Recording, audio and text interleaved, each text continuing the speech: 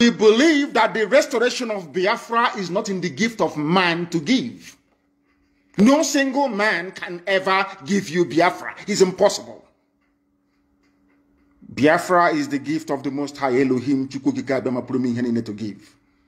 How we prepare and position ourselves on this very earth, both physically and spiritually, will determine if God will love us enough to give us his kingdom on the face of this very earth. That was why in his infinite mercy, Eastern Security Network was established to secure our land. And anybody foolish enough, anybody stupid enough to seek confrontation with us, as I have said previously, before you come to look for us, before you enter into our forest to perhaps die there, because you all will perish anyway. Look at Yemen, look at Somalia, and look at Syria. Let them be at the back of your minds. Whoever is charged with making that very decision to launch an armed confrontation against the Eastern Security Network. I'm saying this to the hearing of the whole world. As you all know me, I do not do anything in secret. Everything we do is out in the open. Anybody foolish enough, because I know the Janjaweed, they're very foolish. You know, the Fulani, they have what I call the mentality or the mindset of Mohammed Siad Barre, the erstwhile president of Somalia. They never reason, they never listen. They are not intelligent enough to understand when the end has come. The only people supporting them is Britain. And we are not going to fool ourselves. Britain does wield a very considerable clout. They are taking our oil in our land. Now they have found gold also in the north. So the zoo has never failed, not once in its entire, should I say, 60-year history, to serve the interest of our colonial masters, those that created us. People say God created. I said to them, you are very, very foolish. God never created Nigeria. A man and a woman did. They are mortal flesh and they are dead. The same way they died is how the zoo is going to die. Nobody can save Nigeria. Nobody can, because it is written. How I want people, those who are averse to history, those who don't understand history very well, even those who claim they are writers, they are novelists. You know the thing about we black people, once you do something and you get accolade or praise from white people or from BBC, you think you've arrived. That's the one thing about our people. You think once they give you one award or the other, once a white man confers that legitimacy or validity on your work or your talent, you feel you've arrived. One major mistake that black people always make. Efforts to divide the East. How has it been possible to keep Nigeria as one, as a failed state that it is, as a terror-ravaged contraption that it is, as an abomination that it is? How have they managed to keep Nigeria together? Look no further than what happened during the End SARS protest. When I preach all the time and I say to black people that your mental weakness, your inability to reason properly is why you are suffering, they say it's an insult. No, it is not. They managed to divide those who are protesting by introducing two key elements they know will appeal to their primordial instincts. What are those? Religion and ethnicity. Let me tell you something you don't understand. That is the only instrument the Europeans had to divide and conquer Africa. What they did was to pass it on to the Fulani Janjaweed. And with the help of the Fulefus and traitors in our midst, in the entire South, both Yoruba and in Biafra, both in Oduduwa and in Biafra, it appears that they have managed to now gain the upper hand in the past decades. These continued efforts to divide the East, I can assure them tonight, has failed and will continue to fail.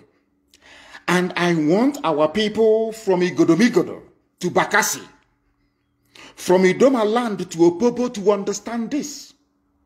They come to you, they plead with you to amplify your ethnicity against one another. It's a very clever trick. Whereas over the years, if not since the coming of this Janjaweed Caliphate government of the late dead Buhari, before now, it was IPOB and Radio Biafra that made it possible for people to distinguish between a Fulani and a Hausa person. Before, I'm sure all of you go back to your history, you see Hausa Fulani, Hausa Fulani. It was on this very platform, painstakingly, we lectured and educated people to understand that Hausa is different from Fulani. The same people who, they're like parasites. The same people who over the years were trying as much as possible to have this cohesion between Fulani and Hausa together as one political bloc. When they come to our land, they tell you you are Efik, you are a Bibio, you are a Jo, a Zong, you are a Shekiri, you are a Robo. That you are different. You must understand the reason why they keep harping on your differences, which in actual fact doesn't exist because we are all one people, is because it makes it easier for them to conquer you. Common sense. They know that if you go to Migodo, Edo State, of course you do. They know that if they come together with his Shekiri, with Urobo, with his Zon, with Igbo, with Idoma, with Igala, with Ibanke, everybody, when I say Igbo, I mean Ibanke as well. They know it becomes impossible to penetrate. We become free people. For them to succeed is a very clever ploy, which unfortunately Yoruba media is in support of. And I have warned them repeatedly. I have warned my Yoruba brethren repeatedly that this double game you are playing will consume you. And today they are in Yoruba land killing and taking over their forests. If not for the bravery of Eastern Security Network, I do not think for once that Amotekun would have had the balls, or should I say the courage, to confront Fulani headsmen in their forests. Understand this very cleverly. What they do is very simple. They come to your land as they have done with Hope Uzodinma in Imo State. As we understand they have done with George Obiozo this evening. They plant your leaders for you. Your leaders who cannot rise up to challenge their hegemony. That is where I give Yoruba land some credence, or should I say some credit. Because they have not allowed themselves to become as divided and damaged as the East is. Can you imagine for 1 second? I ask you to ponder this for a second.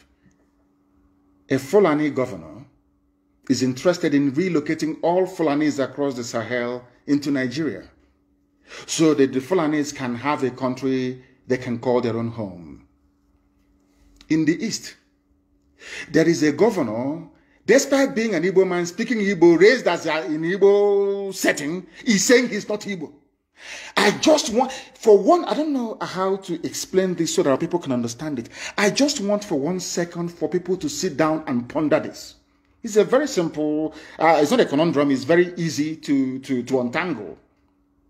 The person telling you that you are from Niger Delta, the person telling you to accentuate your ethnicity or your tribe, as the case may be, the person telling you that you are not related to an Igbo man, the person telling you that you are not Biafra, the person telling you that Efik is different from even Ibibio is different from Anang, the same man telling you this is bringing his brothers and sisters from Senegambia, from Mali, from Niger, as Fulani headsmen, as bandits, as terrorists, to come into our country, into our space, to take it over.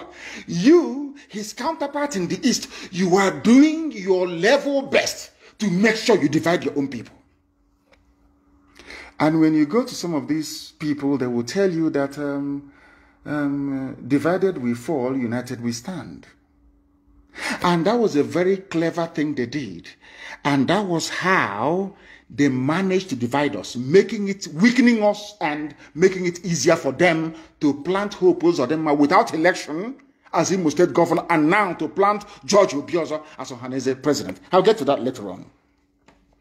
Britain knew that the light of Africa will come from the land of Biafra. They all knew it all.